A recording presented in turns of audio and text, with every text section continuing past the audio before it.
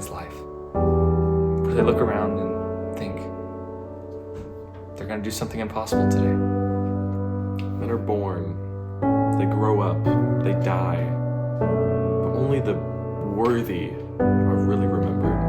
And what makes us worthy? We follow our dream, the impossible. John, come on, what are you doing? You're slowing our process. I'm doing a cool monologue. We're digging to China. Why? Why do birds fly? Why do clouds cry? Do it because we were born to do it. It all began in Thomas's backyard, our fearless leader. We were digging a hole for fun. But then his mom came outside. She laughed at us and said, If you keep digging, you're gonna dig yourself all the way to China. I was fascinated.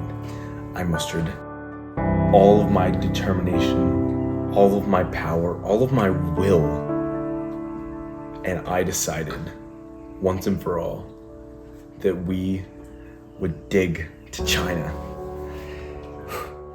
We dug for hours, every second, every minute, waiting in intense anticipation. And we got about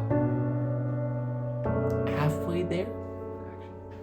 We dug about, I would say, 10 feet down. Smack! We hit a water pipe. Thomas was crushed.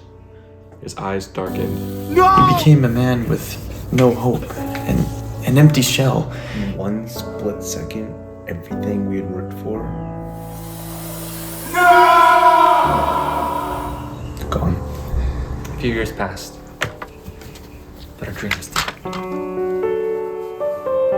When I had saved some money, I bought some land and continued on the road to happiness. And ever since then, all we've been doing is digging, down,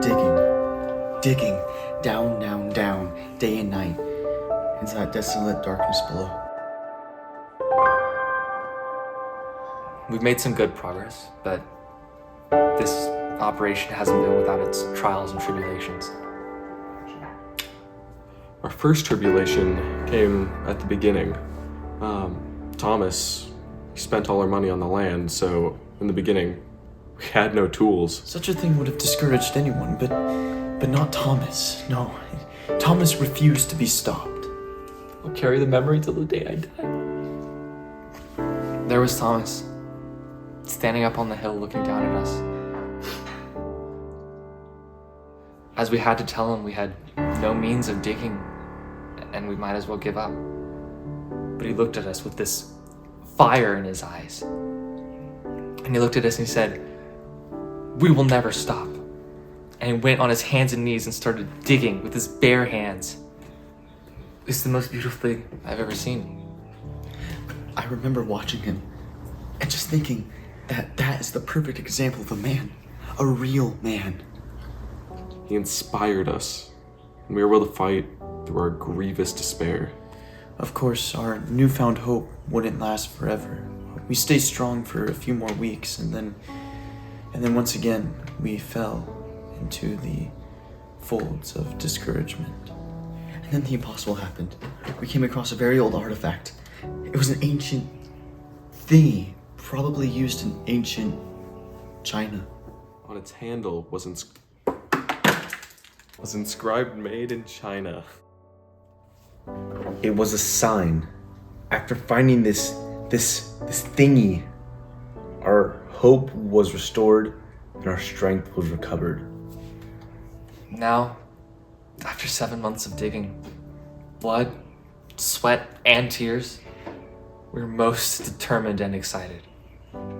And of course, all along, what we learned through this endeavor is that the most important things are not necessarily strength and tenacity, but most of all, trust.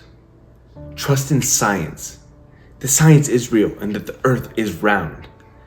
Because if the earth is flat, we're in some real deep doo-doo.